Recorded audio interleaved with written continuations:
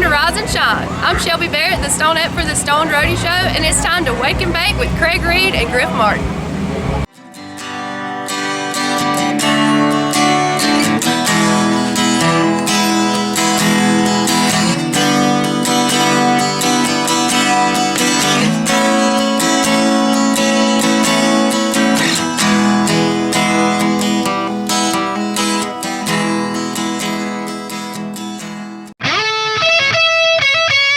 The STONED Roadie Show, podcast number 221, Wake and Bake the Morning Buzz, episode number 99, action. Alrighty then, fellow earthlings, looky here. My name's Craig Reed, a.k.a. the STONED Roadie, and it's Monday morning, September the 9th, 2024, and welcome to another Wake and Bake the Morning Buzz. And this is my co-host, the rocket scientist, Griff Martin. And we're just going to hand this right over to Griff because he's got a phone call right waiting on the phone here to introduce. So let's just roll with this one there, Griff. Take her away. Yeah, I just got a call from Steve Naylor, and I was wanting to pass on some information that Steve Gaines tribute up there in Oklahoma on the 14th, and I've been trying to get a hold of Steve and find some information about accommodations and itinerary and stuff like that. And he just called me, so I'm gonna patch him in. You know, this isn't like a major news agency or anything, so we're just gonna put it on speaker. Hey, Steve, can you hear me? Man, how y'all doing? Greg, can you hear Steve? I can, yeah. Hello, Okay. Craig. Can you hear me? Yeah. So Hey, Steve, how you doing, buddy? So anyway, so what's going on, Steve? This is Steve Naylor, and he's the front man for Lone Star Skynyrd, and he's gonna be headlining there at the Gaines event. And what's the name of the theater there, Steve? It is at the Coleman Theater in Miami, Oklahoma. And it's okay. Go ahead. I was just going to say it's on September 14th. Shindig's going to be starting around 7 o'clock. $15 admission. We're going to play a full show. We're going to be members of Steve Gaines' old bands, the Ravens, Cellar Door, Magic Kitchen, Crawdad. All the guys that are still alive are going to be there.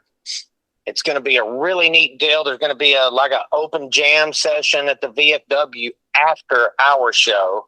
So the party will kind of move down the street if anybody wants to mingle with those guys and talk to them. But they're at the theater. It's a beautiful theater. We're going to be doing tribute to Steve Gaines, of course, for his 75th birthday. The town is totally behind this, been advertising it big time. Ought to be a good crowd and a fun time for everybody. And we found out Gene Odom's not going to make it. I know a lot of people were hoping he was going to be there, but he's got some skin cancers and things that he's been having to get cut off, and then he's got another procedure he's got to go to. So he asked me to tell everybody sorry, but he can't make it because of medical issues. But I'll be there, and I just talked to Shelby, our Stonette, and she's going to be there. And Awesome. And then we're going to get to see some really great musicians there, huh, Steve? That's exactly right, man. It's going to be a good time. We're all going to be remembering Steve Gaines. And I'll bring some extra batteries up there because I'm going to do a one more from the road from Griff Martin, and hopefully I get to interview some of those Crawdad guys and some of the people that knew Steve Gaines. I'm going to be kind of going around there, see if I can find some places that Steve hung out, like maybe his high school, where he went to high school, maybe his house. You know, I'll have to dig around and see what I can find because, it's going to be probably by finding out from people that knew him and stuff. But I'm sure plenty of people be there to help me out. So looking forward to it, man. I'm glad you called and you were able to pass on the information. So I'll be talking to you, man. And at the end of this podcast, I'll talk about some accommodations that I dug up, some hotel names and things for people to, if they want to call, make reservations. So appreciate you calling, man. Sounds good. Thank y'all for all y'all's help. All right. See everybody there. Okay. Bye-bye. Yeah. So I'm going to be, this is going to be our last podcast until I get back, except you're going to do a Saturday night special, right, Craig? Not this Saturday, next Saturday. No. Oh, okay. I'll probably be back by then, maybe.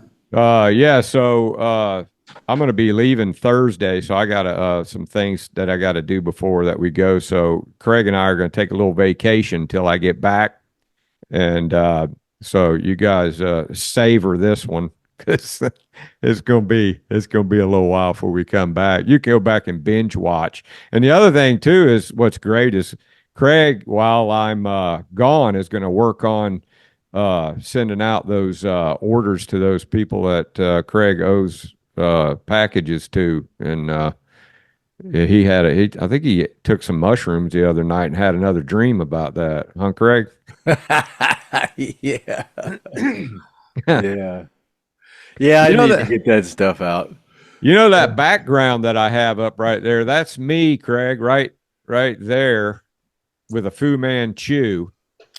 And we're out at the slide wire landing area at the launch pad. I think that was pad B.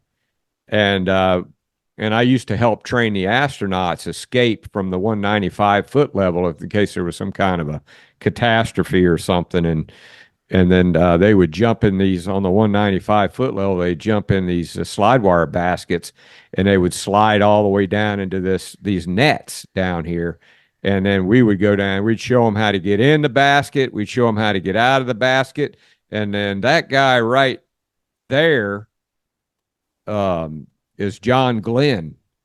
And if I'd have known that the Earth was flat back then, I'd have gone up to him and said, "You liar." But I used to hang out and talk to all of those astronauts all the time, and nobody ever said, "Hey, man, by the way, the Earth's flat." So I just thought I'd put that up there, get a kick out of that. And then another thing I did recently here, Craig, on Facebook is I put a post up, and I said, that song, Highway Song by Ricky Medlock and Blackfoot. I said, yeah, that's a ripoff from Alan Collins. A lot of people went crazy on that, and they were like, "What? Tell me what happened," So I figured I'd call Gene and get the story straight from the horse's mouth on what happened to that. So Gene's on his way back from the monument, and let me give him a call and see if I can get in touch with him and get him to tell that story. Hopefully, Craig, could you hear Steve Naylor all right when I held that up to the phone? I did, yeah. Heard him, Okay. heard him loud and clear, yeah. All right, so we'll give it another shot here as soon as I can figure out my phone, and call Gene up, see if I can get Gene. Hopefully, he won't be at a restroom stop, and we'll get him on speaker. It's always good to hear a story from Gene. I got him pumped up on this one. He's riding in the car. Hey, Gene, you're live on the Stone Roadie show, so don't talk any shit about Craig. You couldn't do. I couldn't do that if I wanted to. Yeah, yeah, Got to slow down a little bit. I'm doing 85 here. I'm right between these semis. Hold on a minute. Let me get it. Let me get up here so I get and get away from these two semis because they're. Yeah, pay attention to what you're doing because we don't want to hear you getting a crash live on the Stone Roadie podcast. No, me either. I'm the main one that don't want to do that because I'm liable to run off the road here and kill all these damn Yankees up there old enough to die. 85 miles an hour. Okay, I'm in the. Are you in the pocket?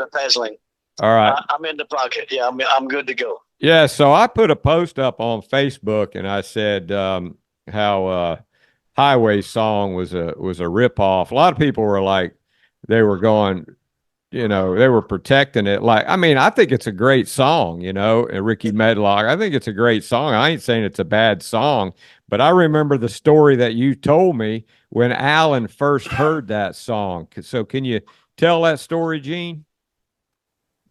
Yeah, but you know, I got to be careful because it's been a long, many years, and my memory is completely gone.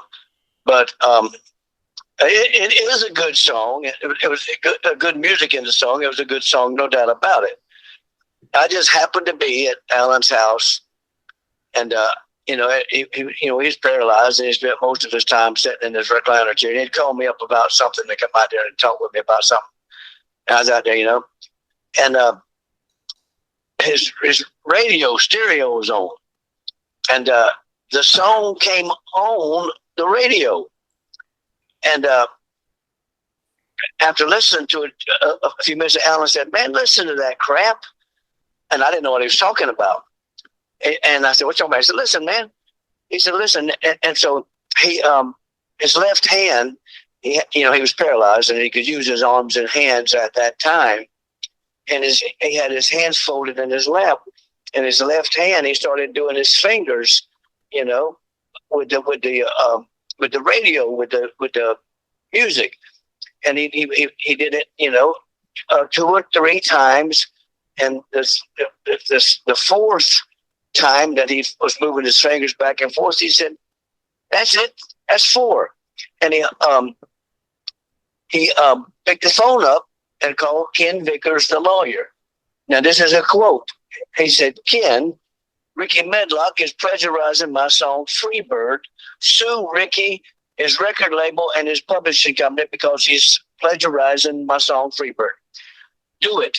And hung the phone up. So Ken started the lawsuit. Now, I can't quote, I think there was at least 3, maybe 4 stipulations for the song to be played live on the radio anymore. I can't remember exactly what those were, so I don't want to say something that would be wrong, but I know one of them was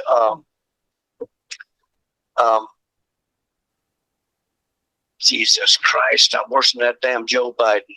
I can't think. I'm losing my train of thought.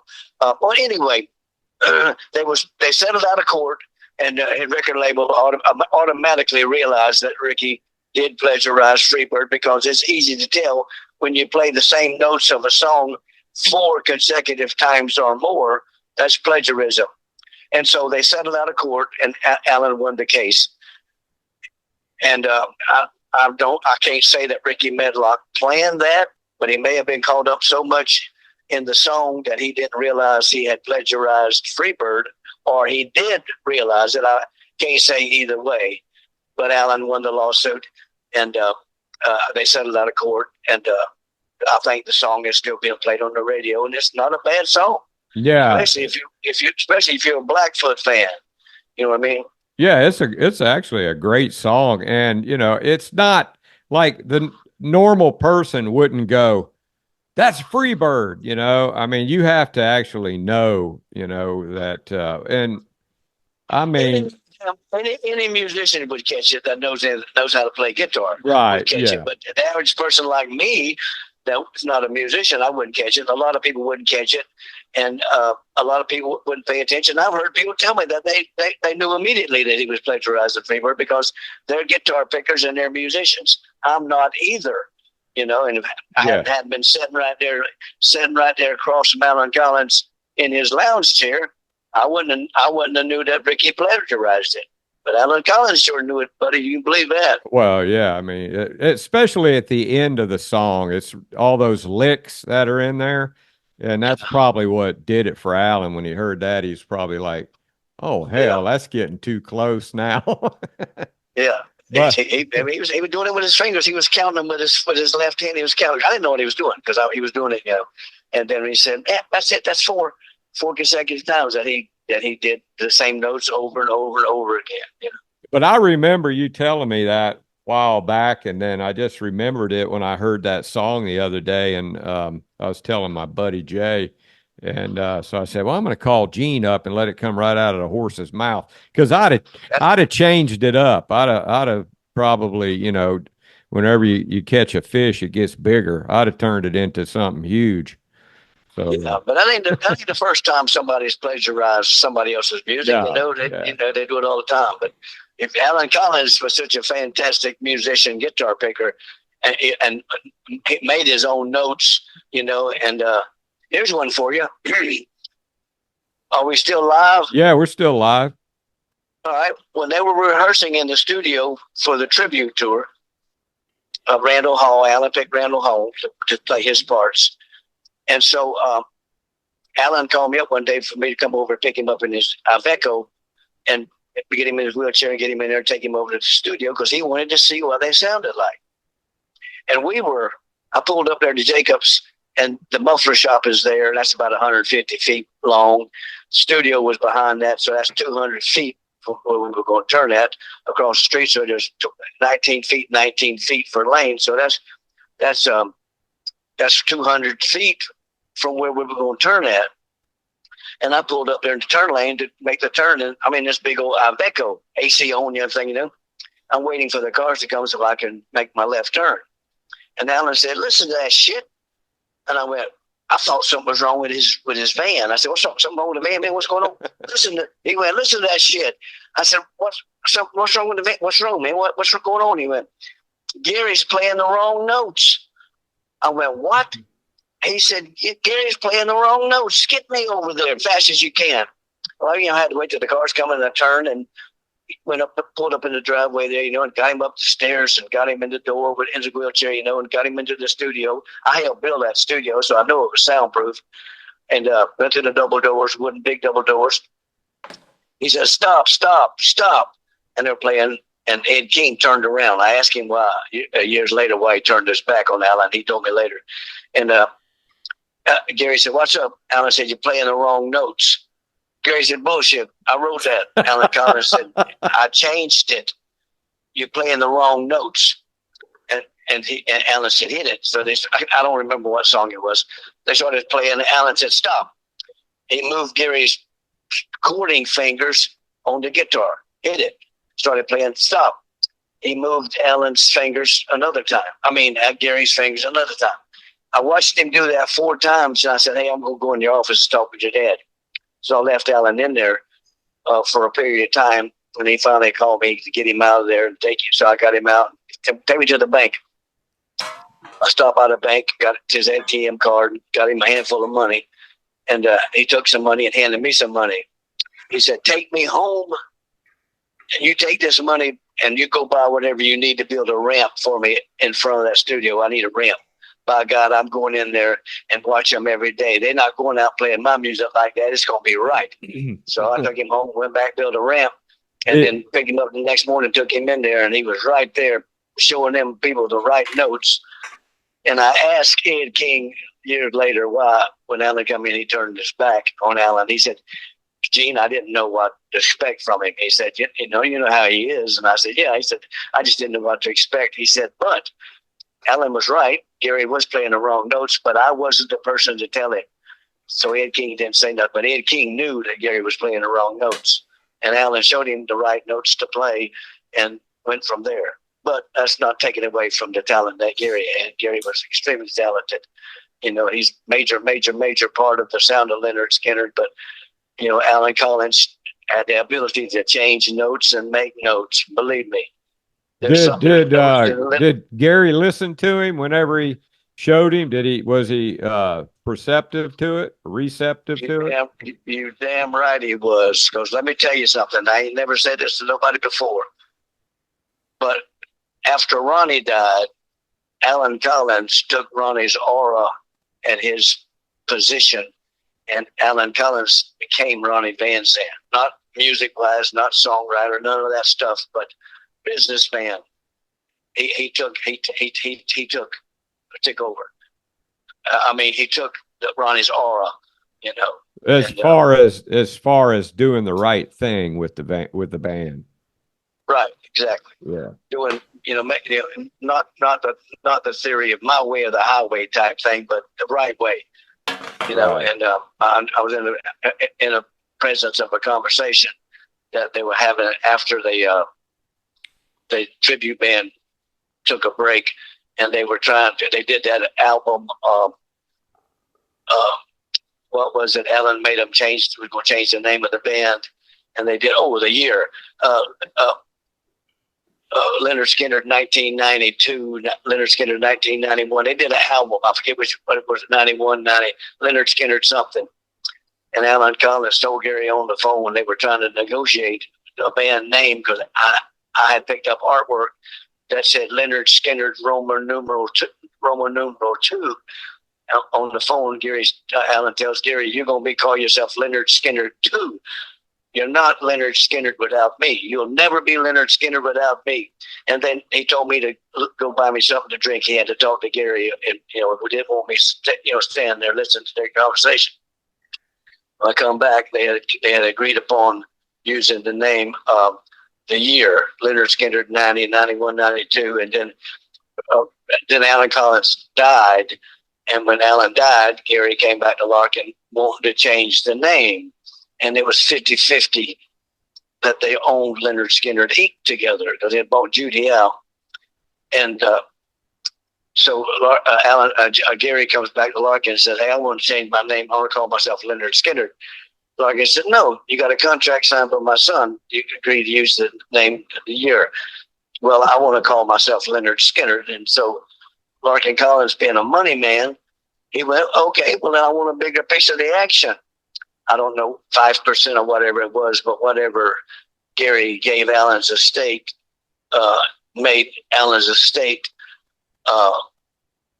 more of a bigger percentage holder, like 55% to Gary's 45%. What did that do automatically? Think for a second. Oh, that gave him ability to more rights to decide things, huh? Bingo. That made Larkin Collins the CEO of Lynyrd Skynyrd Inc. because Alan Collins became the major stockholder. And Gary didn't like that. He tried to back out. Larkin said, "I'll sue your ass off, son. You signed the paperwork." And so they did later, they agreed upon something else, and Gary came back in, and then I think they bought Judy. Oh, I know what it was. When Alan died, Judy bought out Alan's daughters, and that made her a bigger stockholder than Gary at the time. And so she bought her way back in. So I don't know. They've been bought out, bought in, and bought out. She has. I don't know the whole story on it, and I don't want to misrepresent and say something that I wouldn't be right, because Gino and them don't like to say nothing that ain't 100% truth. Well, and even if it isn't true, as long as you believe it, it's okay, right?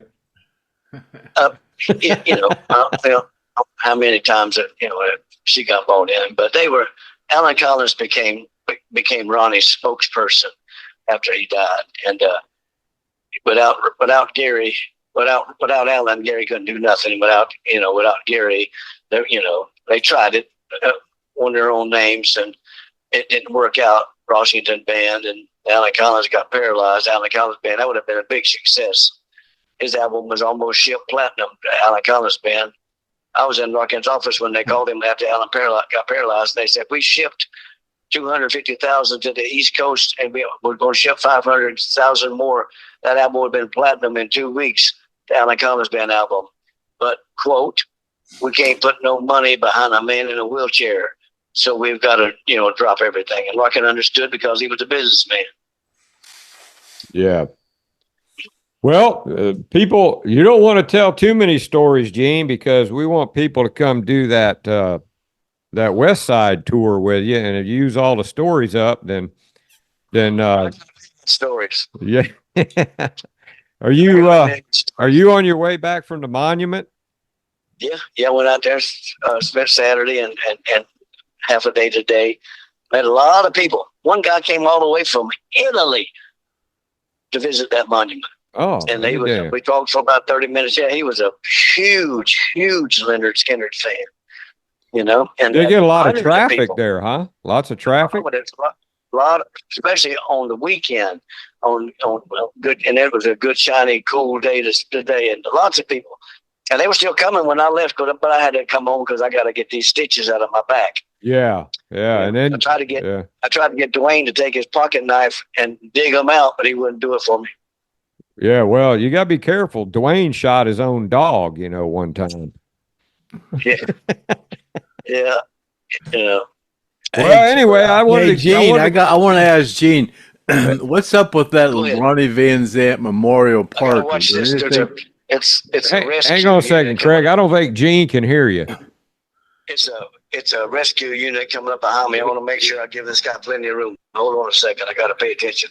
Yeah, hold on. Craig's gonna ask Gene what's up with the Ronnie Van Zant Memorial Park. It's all I want to give him plenty of room. Okay, I'll ask him. Hey, Gene, Craig wants to know what's up with the Ronnie Van Zant Memorial Park. He's hearing something about it. You know anything about it? Ronnie Van Zant Memorial Park out there in Orange Park, Clay County. No, I haven't heard anything about that thing in a long time. Yeah, I just wondered if anybody goes there. Oh, I've never been there. He just wanted to know if anybody ever goes there because he'd never been there. Yes. People go to the little lake and they fish, and there's a walking park that you can walk around, and there's people go there, tons of people, because they've built all up around it. They've got these big major subdivisions all around it. And that's what the county waited on. There's not a Ronnie Van Zant Civic Center there yet because the county had done that, because the county, nobody don't know this, but the county donated half of the property. Judy donated half, and the county donated half. And there's a park for the kids. People bring their kids out there and walk around the park, and there's swings. And lots of people go there every single day. Okay. Oh, cool. Yeah, Craig was just wondering. He remembered, that there was a park there, but he just never heard much about it, I saw people go there and fish, in the pond and lake that's there, and they ride bikes in there, and there's a place for the kids because there's so many houses around there and so many kids. Oh yeah, it's very used. Ronnie would be extremely happy that his park and his name is used every single day, especially on the weekends. How many acres is it? Yeah. How many acres is it, Gene? I think it was 90 altogether. Wow. That would be counting back behind the lake.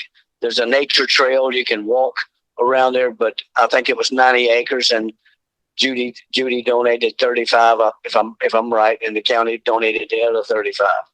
Oh, okay. Well, that's wow, cool. Yeah, that's 70. 70 acres. 35. I think it's either 70 or 90, right. But for some reason I say 35, but it may be 45. All right, Gene. Well, I'm gonna go ahead and hang up. We got to finish up here on the podcast, but that was a great. Appreciate that story, and then. Tell all the people that I wasn't slandering Ricky Medlock by no means. Oh, they know. Yeah, they know you weren't. Right. But the truth is the truth, and he did plagiarize it. Alan Collins caught him red-handed, and they settled out of court. So Alan was happy when they settled and whatever they settled for and everything. And actually, here you go. When Gary was putting Ricky Medlock in the band, the lawsuit was going on. And Alan called him up, and I happened to be out there. And he said, I hear you putting Ricky Medlock. You get Ricky Medlock. He said, we got to have a guitar player, another guitar player. Alan said, I'm suing him. I don't want him in the band. I'm suing him right now for plagiarizing my song. And Gary said, well, I don't like to do interviews, and I don't like to talk. Ricky plays good, and he can sing good and everything. And he said, we need another guitar picker. So Alan told me again, he said, Gene, go get you something to drink. And so I left, and when I came back, they had negotiated whatever deal they worked out amongst themselves. Ricky became in the band and became part of the tribute band. Oh, okay. So he still had the lawsuit going on then when Ricky. Yep. I didn't even know Alan was around when Ricky came in the band. I can't remember what year it was, but yeah, Alan Collins told him I'm suing him. Yeah, I forget what year, I forget what years it was, but yeah. Well, that's pretty good skin formation. Yeah, man. Yeah. You know me, I try to be as truthful as I can. And, if Skynyrd fans, there's a lot of Skynyrd fans out there, and there's tribute band fans out there too, and so I ain't going to slander neither one of them, All right, Gene, will you be careful and don't run off the road? I'm in good hands. I got one eye on the road. All right. Well, you take care. Be careful. Call me if you need me. Right. All right. Hey, look, I'm gonna call you because I got to get in touch with that guy. Want me to call him at the Hell House property, so I got to call him. And give me a call in the morning. I'll call you. All right. Okay. Bye. All right.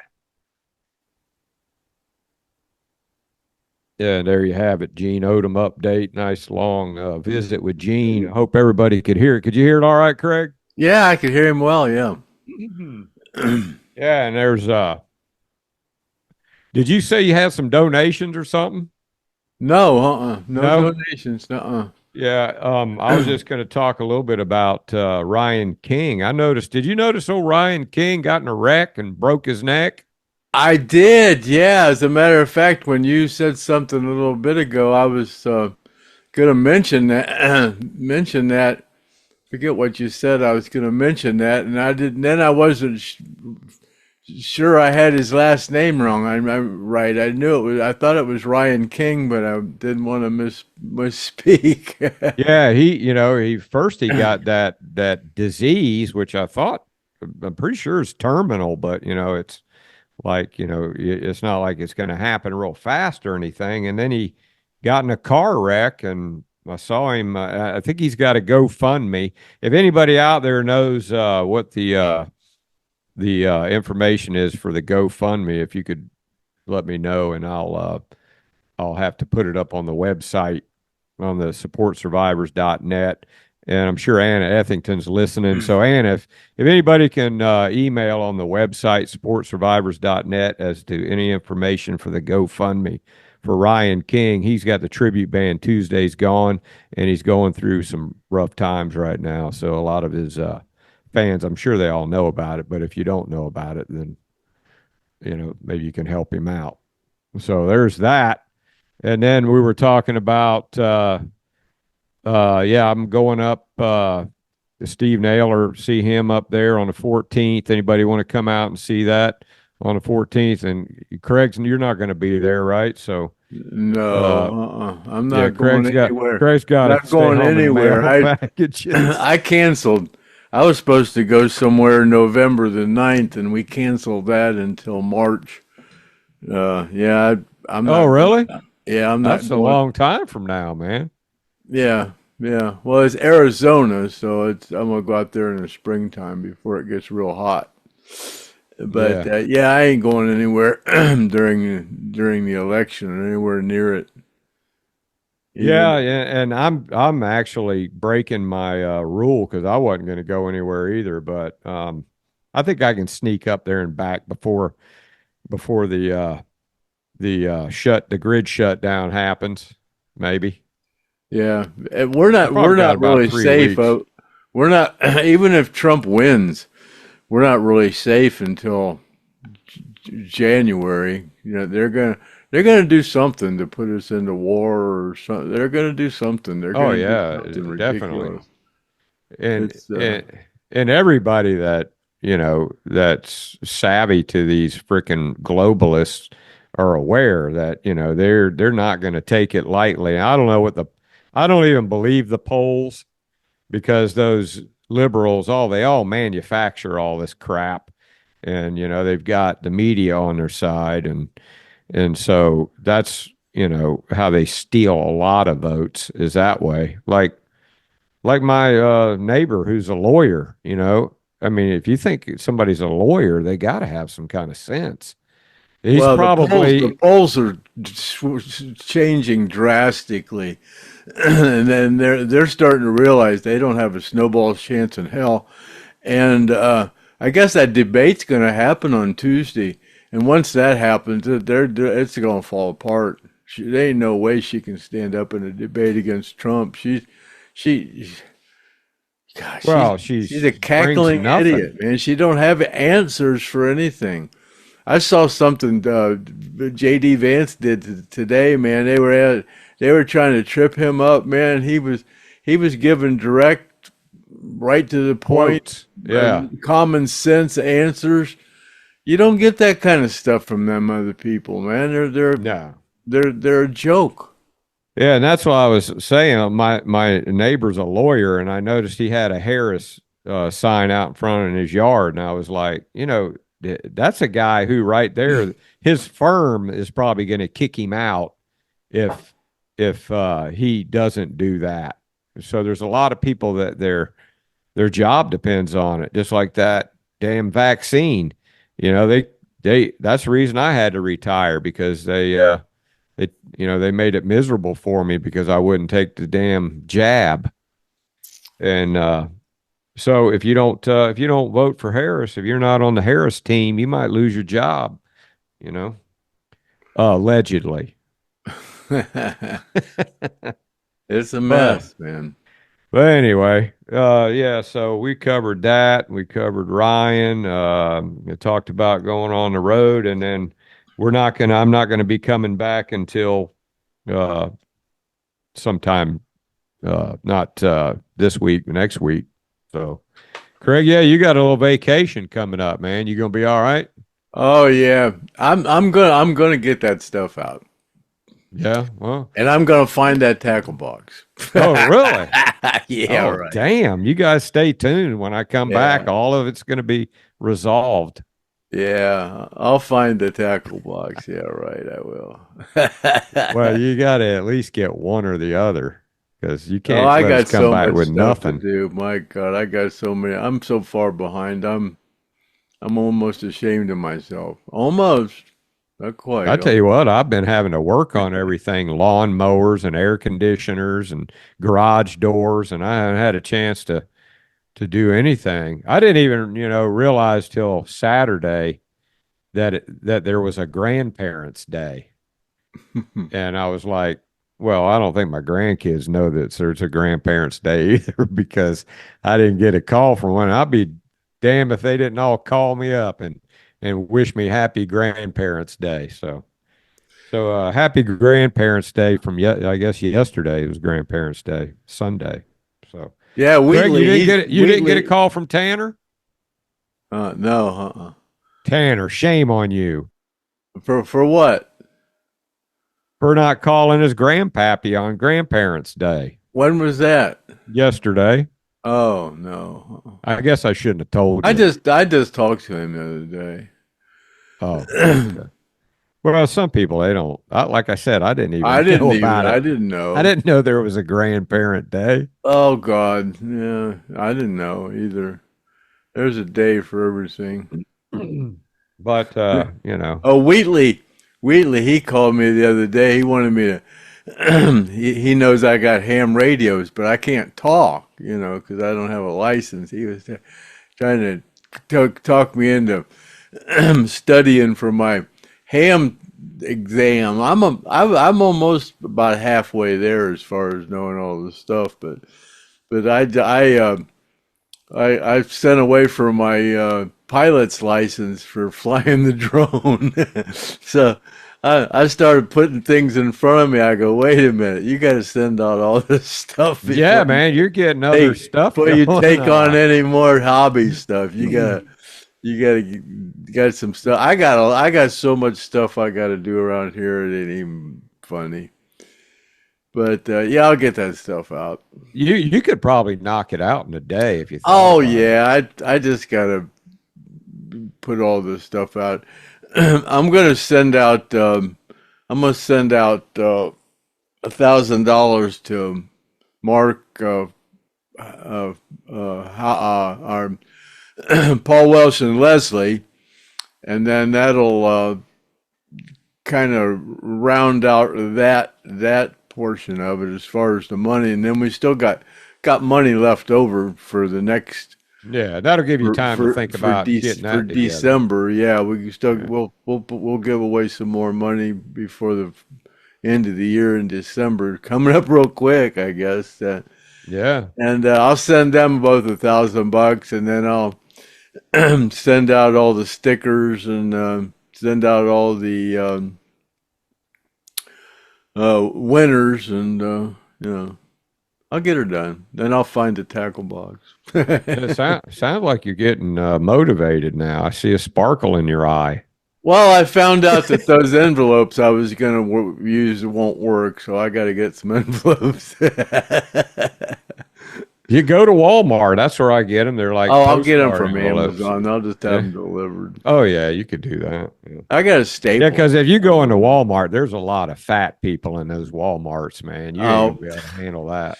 I went somewhere the other day, and I didn't see not one person that was normal, not one woman. I saw some guys that weren't obese, but all the women I saw were all obese. I saw some guys that were normal size, but all the women were all obese. But, Yeah, it's almost like, they just don't. I mean, when you see one that's not, they stick out. So, if a oh my woman God, really wants yeah. to- yeah. If you really Oh, want, there's a woman that's not fat, you could be. You don't never see them, not around here. It's funny that the obesity rate's only supposed to be 38% here in Ohio, but it's well, when you go to the store and you don't see one, you see 10 women and they're all obese. That's 100%. So nowadays, Craig, even if you're a butterface, you know what a butterface is, right? No. Everything looks good, butterface. If you're a butterface, then you're basically attractive, because if you're not fat, you could stop in, an 8-day train with your face and still probably do better than a fat girl. I don't know. That's just in my opinion. I don't know. I don't know.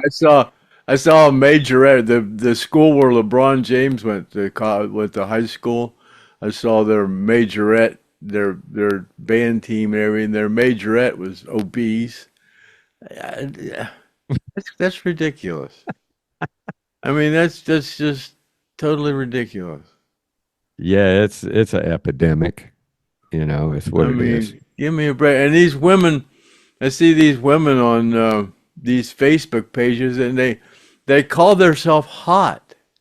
I'm a hot mom. Well, they're curvy. They're curvy, Craig. That's what they are. They're curvy, man. I don't know.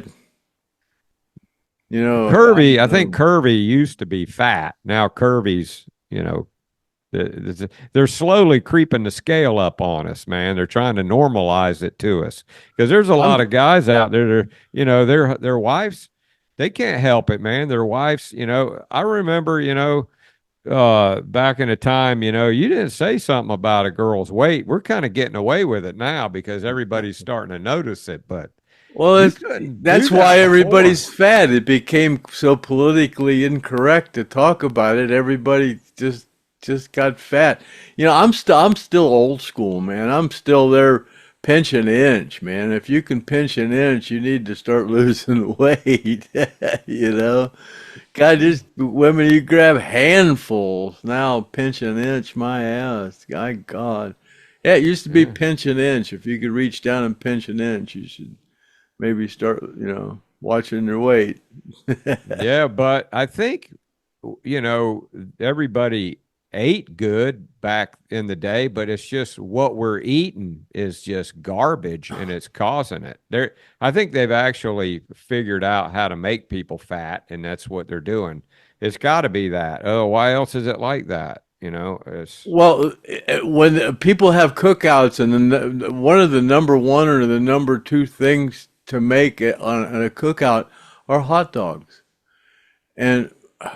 But we used to have hot dogs aren't fit for human consumption, and it's been that way for decades. But people still eat them. All this processed stuff even the stuff that used to be almost edible isn't edible anymore. It's I think garbage. a hot dog back then is probably different than a hot dog now. A hot dog back then, if you laid it out for a week, it would actually rot. Now you could lay it out for. It's like I saw a Seinfeld and where they were betting Kramer to eat a movie hot dog, and it was all dried up, and Kramer ate them and he got sick. Well, So all these coffee places where you buy coffee in these cardboard cups, cardboard is porous, and they have to put a coating on the cardboard to keep it from being porous. And you put hot coffee on there, and it's melting whatever this chemical is that they're leaching into using, your drink. and then you're drinking it. And, Yeah. once every so often isn't bad, but people do this 3, 4 times a day. It's it's Yeah. Yes, and then you add all the things up that that you do, like cooking in a microwave. And I even heard that those air fryers have some kind of oh yeah, the a Teflon, thing yeah, in the Teflon yeah. or something. Is that what it is? Yeah. Well, you put a Teflon pan on a stove and leave it on with nothing in it, and just that Teflon cooking. If you have birds, it'll kill them. Really? Oh yeah, yeah. You put a Teflon pan on in a house and it don't have nothing in it. That Teflon heats up, you'll kill your birds. Damn. So I hear. I've never had any birds, but that's what I've heard. If I'd have known that when I had that wife that had those cockatiels, I'd have done that. No, I like those cockatiels actually. Um, well, anyway, Craig, well, I got a bunch of comments here. I mean, not as many as I thought. I looked, I think there were like 69, and I go, wow, that's not very many comments. And then I noticed that Kimmy didn't comment on any of them. So Kimmy's good for 100. I don't know. I hope she's okay. She might be getting some shit from her husband. Somebody said we should get her husband on the show. Yeah, I saw that. Yeah. That'd be great, wouldn't it? Oh, and Wheelchair Chuck. Everybody's been asking about Wheelchair Chuck. He's in Cancun with his wife, just having a good time. Oh, so he's doing all right then. Yeah, he's doing good. He's over there with his wife, just having a good time over in Cancun, Mexico. Yeah. Okay. Great. Yeah. As a matter of fact, first comment here is Trailer Park Chuck. Trailer Park Chuck says, just checking in to say hi, keeping busy around the trailer park. So he's come a long way because he was talking in capital letters and you guys kind of Well, like that's rock on. Yeah, we was giving Yeah, rock on some shit. I guess his wife got him straightened out on the computer, and now he's so now he's turned So into then Trailer I started Park talking Chuck. to him, and he told me he worked in a maintenance man in a trailer park. So right away he became Trailer Park Chuck because his name's Chuck. I knew a guy who my last father-in-law had a trailer in the trailer park, and I knew the maintenance guy. He did that what Trailer Park Chuck does, and he used to take care of all these snowbirds trailers while they were gone, and he would keep beer in each one of these different trailers, and he could go drink beer all day and his wife wouldn't find out because he stashed beer in all these. And he had a great gig going, man. He was like fixing everybody's trailers, and he said he made more money doing that than he did when he worked. So, yeah, you probably doing the same thing there, aren't you, Trailer Park Chuck? Hiding beer in the fridges. And Jeff says, Craig, did you ever meet Benjamin Orr from the Cars? He grew up near where you were born. No, I don't believe I ever did. I don't believe I ever did any shows with the Cars. Carlisi and him were like best friends. Oh, really? Yeah. They played music together and stuff. I saw an interview with them talking about, Benjamin Orr, and I believe he died from pancreatic cancer or something. Then Cheesehead, I was at a Black Crowes concert when they opened for ZZ Top in the 90s. It was sponsored by Budweiser. Chris Robertson started cussing out the sponsors, and they were immediately fired from the tour.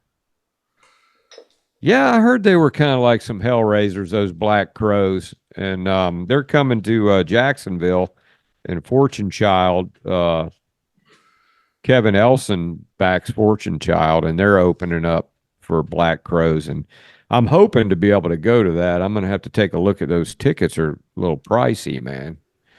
But I remember the last ones I bought were kind of high, and then they canceled the show because Steven Tyler blew his throat out. You should be able to get a media pass for that and go back there and interview him. Do a On the Road with Griff Martin and get a media. I don't know, man. I'll have to check on that, huh? I don't know if they probably go. I have to try to pull some strings. Yeah, see if you can pull some strings, man.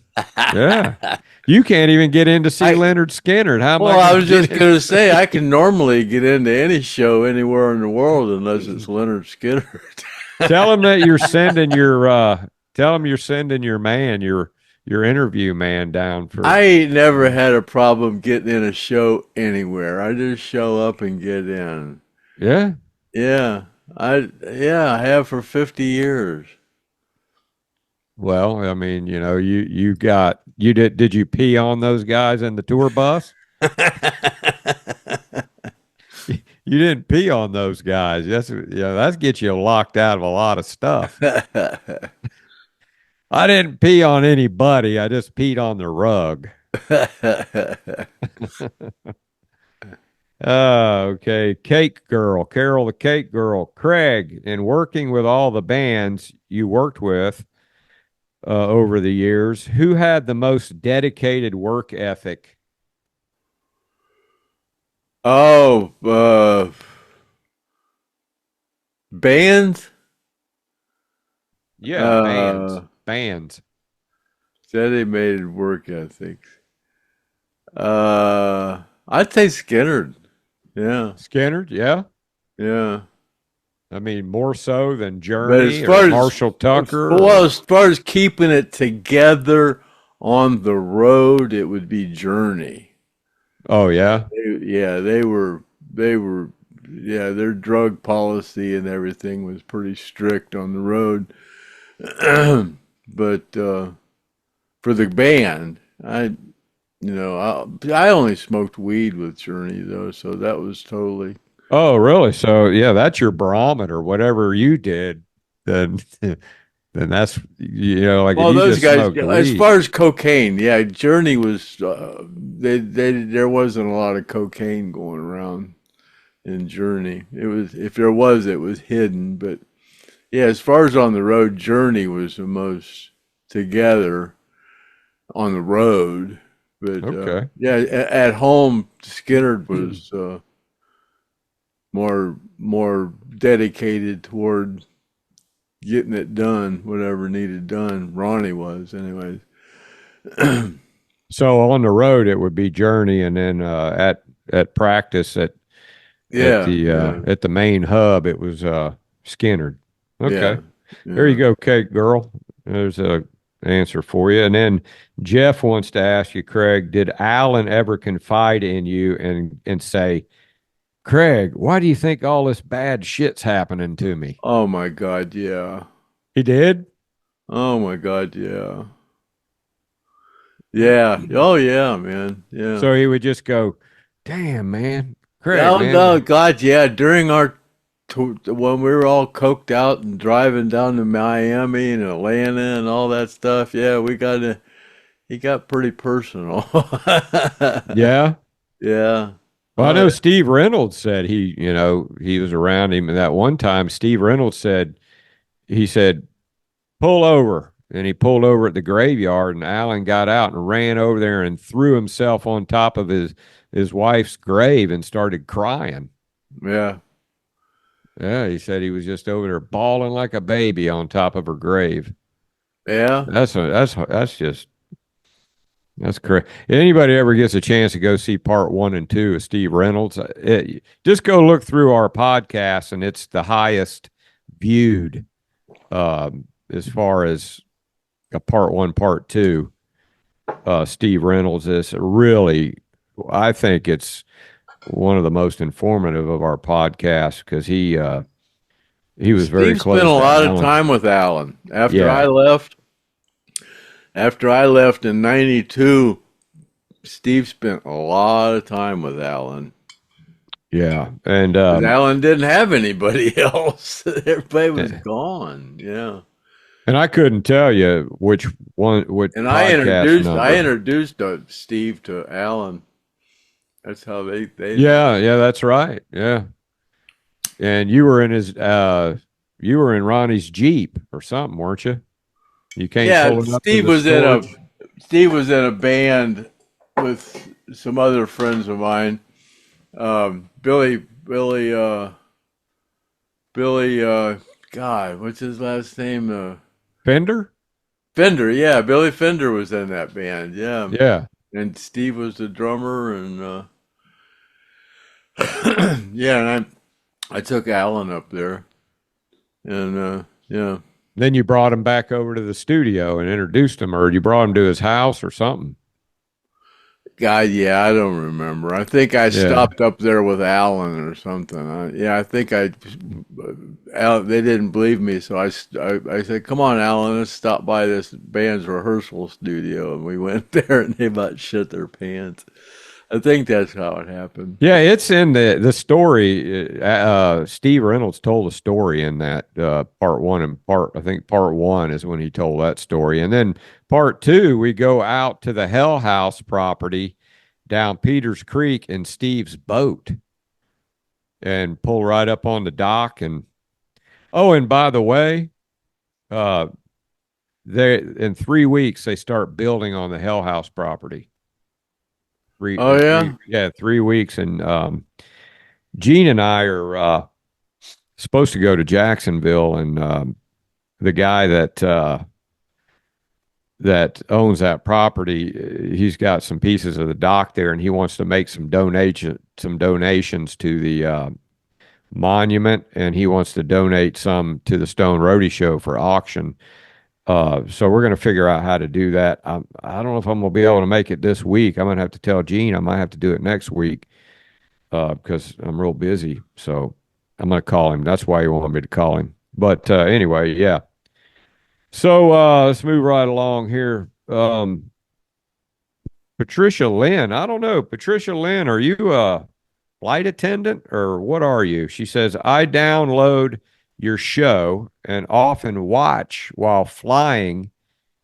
It's pretty common for Craig to throw the rebel flag up on the green screen. Then I have to hide it from the passengers, and I keep sneaking a peek to see if it's gone yet. So he must be a flight attendant or something. Yeah, I guess that's not politically correct on a plane where somebody a liberal can lose their mind over that, you know. I haven't had that rebel flag. I haven't had that flag on my green screen rotation in a while. Well, it might be, you know, on somebody's shirt or something. Been using the American flag, but I haven't used it. Well, that's even offensive now too, Craig. You can't even put up the American flag anymore, man, without people getting pissed off. So, yeah, let us know, Patricia Lynn. What are you? Are you a flight attendant, or are you just flying and you don't want people around you to see? So it'd be interesting. Then the Cake Girl says again, she started watching the podcast around the time the Wake and Bake started, and she has lost 51 pounds since then. All right. And it's done well for her spirits, and she just doesn't let food control her now. All righty then. So, Craig, some you did people that, are still man. savable. Yeah, she was on the actual fat shaming, the Craig Reed fat shaming diet, and lost 51 pounds. Good for her. Yeah. So, and ironically, because her name is Carol the Cake Girl, she makes pastries for a living. And I've seen some of her cakes, and they look really good. Then Angela Leonard, she says, I love the song by the Black Crowes. She talks to angels. Blake Shelton did it, a remake of it, and did a pretty damn good job of it. Yeah, that's a great song by the Black Crowes. They got some good music, man, you know. I like, and they do some good Zeppelin stuff. So, yeah, I could dig going to see them. But I kind of like, I want to see Fortune Child too, you know, because I haven't seen any of their stuff they've been doing lately. So it'd be kind of cool. So I'm gonna try to go to that. Johnny Colt played bass with the Black Crowes and the tribute band. He was not asked back when the Crowes toured again. So Johnny Colt played with the tribute band, Craig. I don't know who Johnny Colt is. Do you? I don't know. I heard somebody. I heard the bass player was from the Black Crowes, but I don't know any of those guys. Then this guy says, "Can we get Kimmy's husband on the podcast?" We can ask. That would be interesting. To have both of them on at the same time, Craig? Oh boy. Yeah, we'll have to work on that, huh? Okay, we're gonna try to work on that. We'll see. I don't know, man. It might be one of those, you know, things where you got a bad reception or something. But yeah, Kimmy, if you're listening, make that happen. Don Brasco, hey Craig and Griff, this is Sour User sister-in-law. I married her brother. She is a big liberal Democrat, but they are both great people. So I don't get their way of thinking. And I started watching the last episode of the podcast. Love the show. I'm Don from Eastern Kentucky. Well, we appreciate, that a liberal actually got us another listener, but I don't think Sour User listens to us anymore because I kind of shamed him. She's probably closet listening. But, saying that they're great people, I'm sure they are great people, but, even great people vote for the wrong people. I mean, somebody needs to wake them up because they're communists and they're not taking over. They've already taken over. We need to take it back. And the longer they're in, the worse things are going to get. And that's a guarantee. So if we don't win this election, this will be the last election the United States will ever have. Yeah, we're done. We'll be called. We're done. Yeah. If we don't win this one, it's over. We'll be called the last election ever because even if you run, they just steal them. If they win this time, they stole the last one. So they're going to try to steal this one and then prosecuted him for complaining about it. They're all crazy, and y'all are crazy for being crazy enough to listen to them. Yeah, see what you started there? See what you started, sister-in-law of Sour User? You got us all worked up, man. Oh, my God. Yeah, trying to talk to a liberal is like trying to talk to a wall. Did you see that guy, he was interviewing Ted Nugent, and he said, there's a lot of people that say that you're against that vaccine. And Ted goes, yeah, I speak all of them's language. And he goes, here's their language. And he goes, bah, bah. And the guy goes, are you calling them, these people that got the jab, stupid? And he goes, yeah. You didn't see that yet, Craig? No. Oh, yeah. Yes, I did see that. Yeah, that's great, man. That's great. Uncle Ted.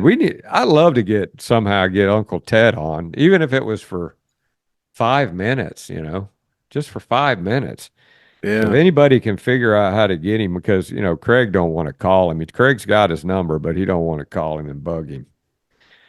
Let me see here. James King. Craig cracks me up when he throws in a random fat comment.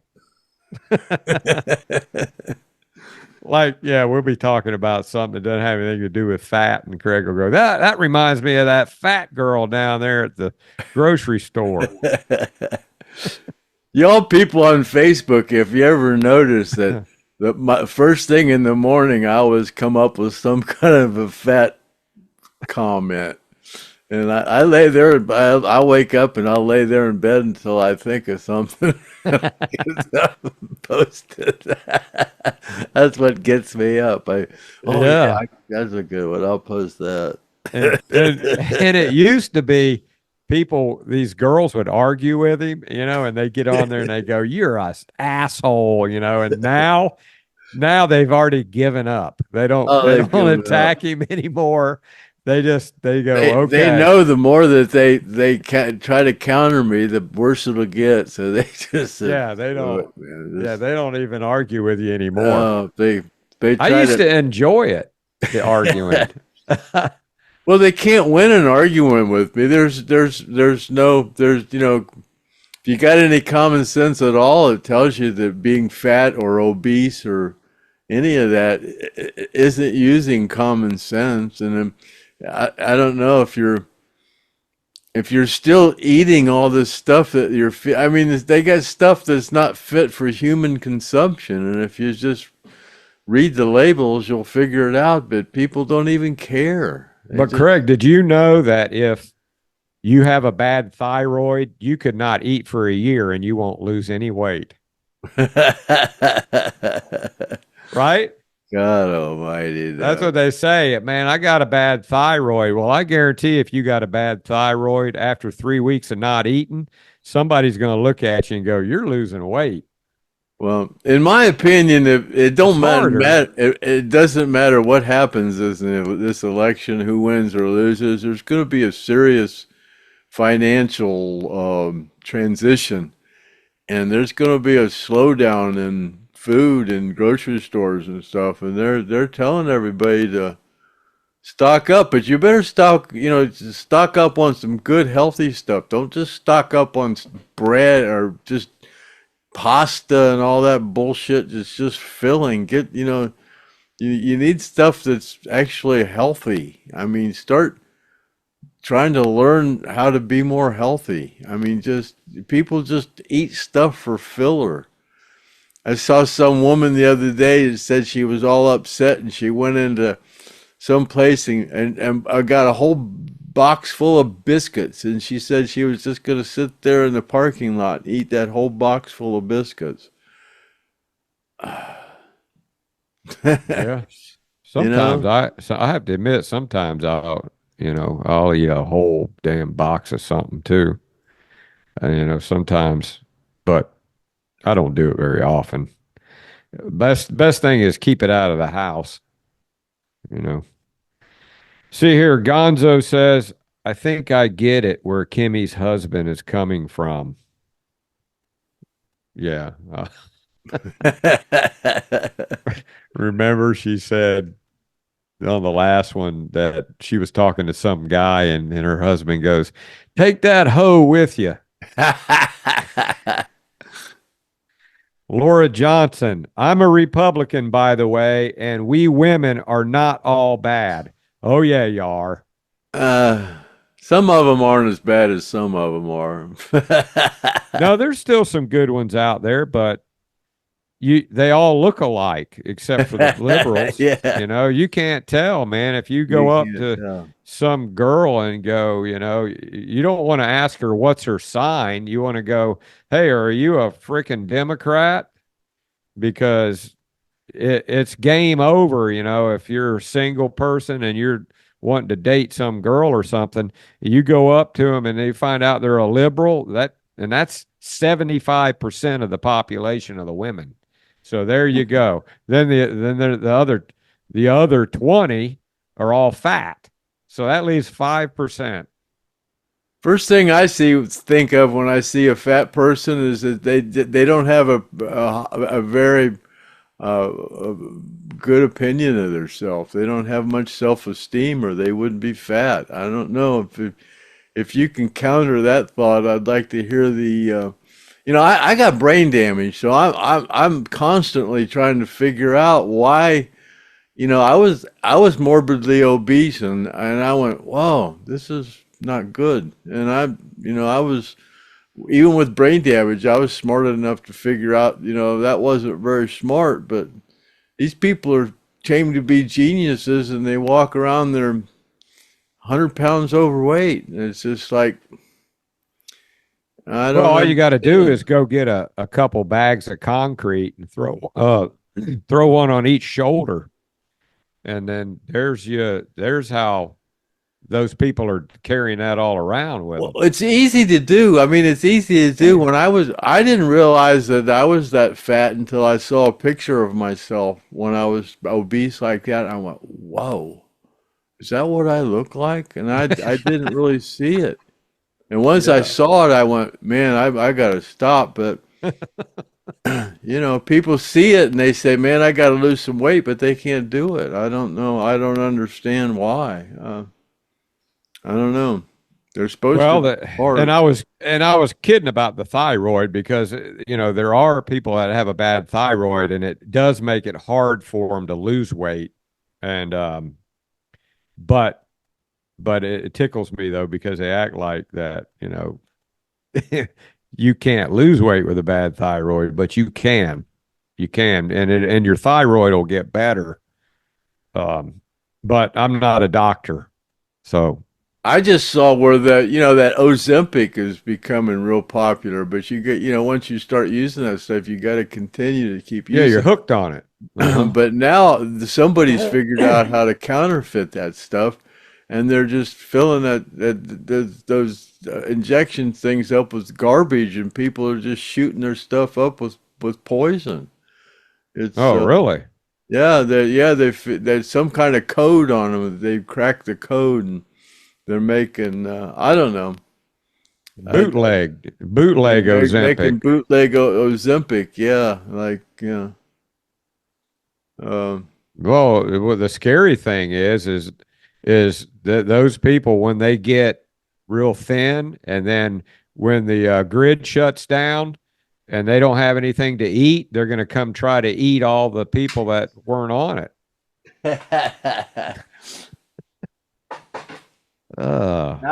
Now would be a good time for people to start cutting back on their food and getting used to it. Yeah, like shrink I said, your stomach.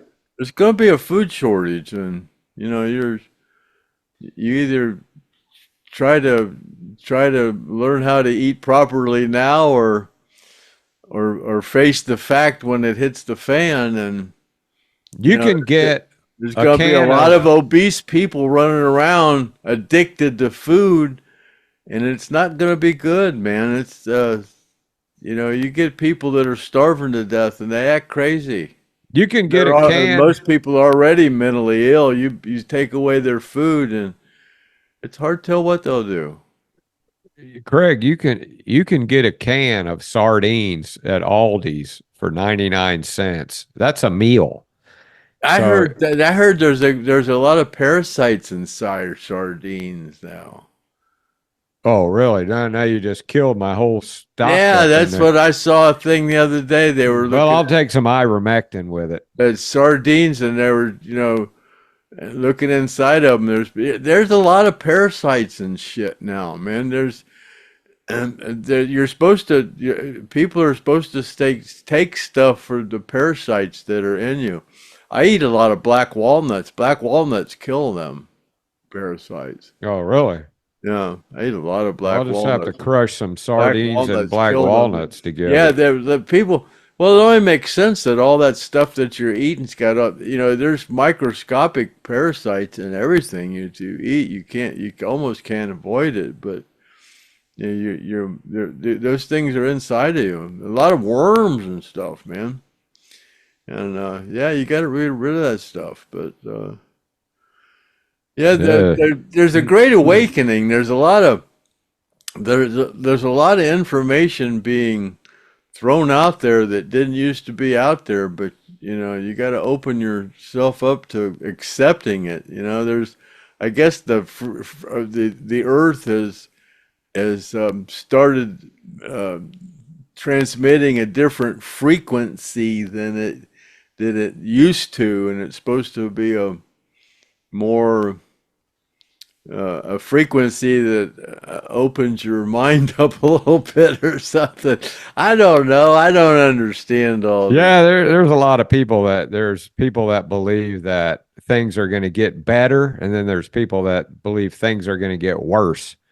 Then there's people that don't give a shit. Those are the I people. want to know. I mean, all this stuff that's coming around and all these buildings that have been covered up that were supposed to be built in such and such a century that they've covered up to hide the architecture behind it. I want to know all that. I want to know why and all that stuff. A lot of people are just so discombobulated with their everyday life. They say, man, I don't have time to worry about it. There ain't nothing I can do about any of this stuff. Just, that whatever, but I want to know. I want to know if the earth is, the people will argue that until they're blue in the face that the earth is round, and they have no clue.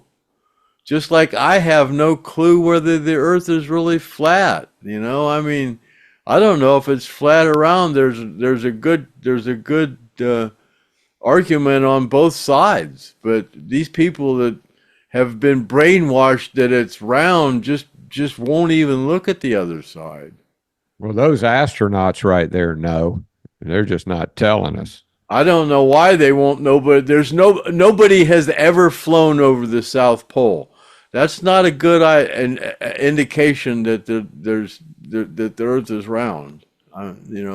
Well, the Illuminati's, the world globalists, own Antarctica, and you're not allowed to go there. So, well, you're not allowed to fly directly over the North Pole either. And I've been over the North Pole twice, where the pilot said we're over the North Pole. Bullshit. He was lying. You're not allowed to fly over the North Pole.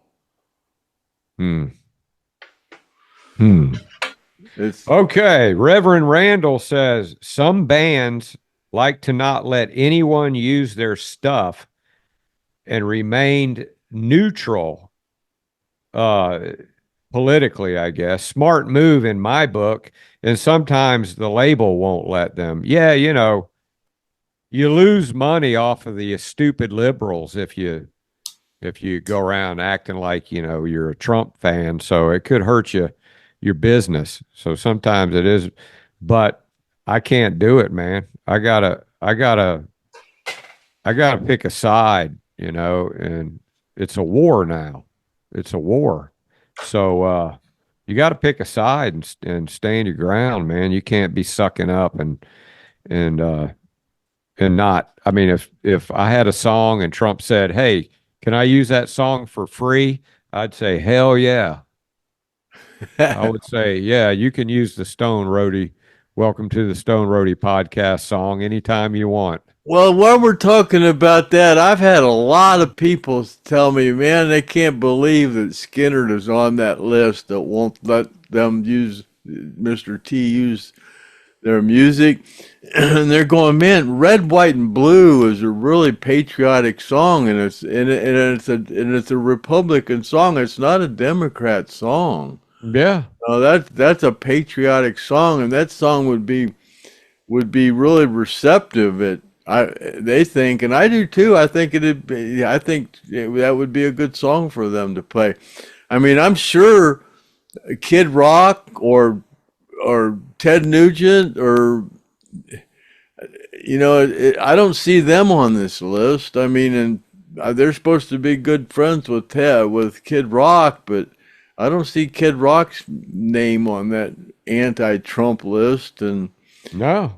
Red, White, and Blue isn't a genuine Lynyrd Skynyrd song. That's a tribute band song, and I think the controversy from this Trump thing is coming from the from the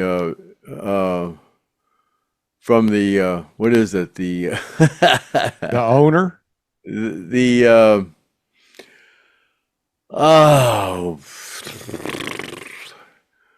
oh I can't think of it. Like Tom Petty's is. Tom Petty's has come from the they won't let the oh God, I hate it when I get that. Anyways, it's coming from the families of some of the past genuine Lynyrd Skynyrd. From what I understand, it's not the tribute band that's doing that. I know that in 2020 when they had the election, Skynyrd wasn't on that list. You know, when Gary was alive. I just wonder what I've heard that the side that doesn't want Skynyrd to be on the list says that her husband wouldn't agree with Mr. T, but that she's a big time liberal, and she's just trying to, in my opinion, just trying to Support her party. yeah, just and I don't, I personally don't think Ronnie would agree with being a communist, or Alan, or and Yeah. and Gene was saying about Alan keeping up the not wanting to tarnish the legacy of Lynyrd Skynyrd, and I see that to be a pretty correct statement. Alan, always did never want to tarnish the name of Lynyrd Skynyrd, and I think to have them on that list, I don't think they realize that a lot of people don't appreciate it. A lot of patriots. There's a lot of patriot. Skynyrd, most of Skynyrd's crowd, fan base is from patriots, bikers and stuff Oh like yeah, that. that's right. Not And too many. to There's a be few. on this list where you want tampons in boys' bathrooms, it's kind of freaky. Yeah. Joseph asks, did Leon ever play guitar just messing around? Oh yeah, He yeah, did? sure did. He Yeah, played a yeah. six string? Yeah, sure did. Yeah, Huh. Did he play pretty good? just messing around. Yeah, he did okay. Yeah. Did he used to like sing and play? Yeah, yeah, Yeah. yeah. Little things. Yeah, Cool. yeah. Too bad we Yeah, don't have a tape of it. Leon was an extrovert. If he, felt like picking up a guitar and just letting her wail, he would do so. Okay, and we got one more comment here. Just wanted to, this is on behalf of us and the Stone Roadie show supporting the Coleman Theater. September 14th, Lone Star Skynyrd. I'll be there. Shelby, the Stonette, will be there. Lone Star Skynyrd, of course, and then Crawdaddy band members and a lot of people that knew Steve, played with Steve, are going to be there. Sounds like it's going to be a really great concert. I looked up, somebody looked up for me. The Hampton Inn looks like $84 a night. This is in Miami, Oklahoma. Holiday Inn Express, $114 a night. Days Inn, $65 a night. So it's not like some, big city where you're going to pay high prices on hotels. And I don't think they're going to be sold out.